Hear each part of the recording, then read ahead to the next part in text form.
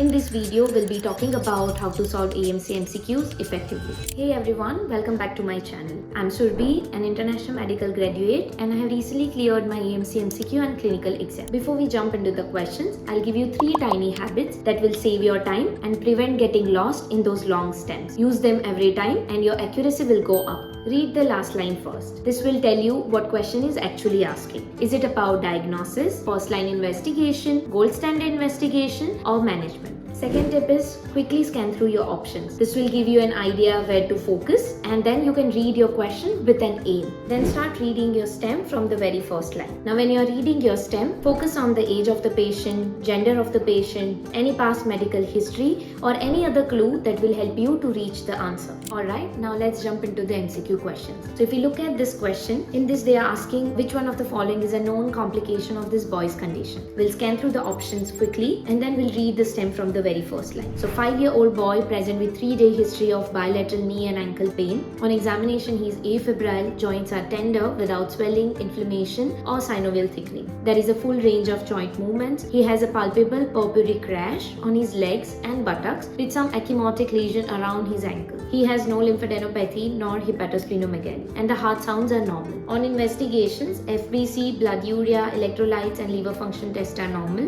ESR is 11, which is in the normal limit. Which one of the following is a known complication of this boy's condition? Now 5-year-old boy present with the rash mostly on the legs and buttocks, as well as patient is having bilateral joint pain. You can think of a condition called HSP, Henoch-Schönlein purpura. Now the complication of HSP can include abdominal pain, joint pain, as well as kidney involvement, that is nephritis. So out of this option, nephritis is the correct answer. So if we look at the explanation, they have mentioned about what HSP is, what is the features of HSP, as well as the complications of HSP. And at the same time, if you look at the RCH guideline, they have explained just in detail with the clinical features, investigation, as well as the management of the HSP. So all your pediatric cases have a habit of refer your RCH guideline. They will give a detailed explanation about those conditions. And you don't need any other resource for your pediatric questions or any pediatric cases. Let's move to the next question. So read the last line first. Which one of the following is the most likely diagnosis? Scan your options quickly. So Hodgkin's lymphoma, thyroglossal duct cyst, salivary gland tumor, branchial cyst, and TB lymphadenitis. Now we'll read the question from the very first line.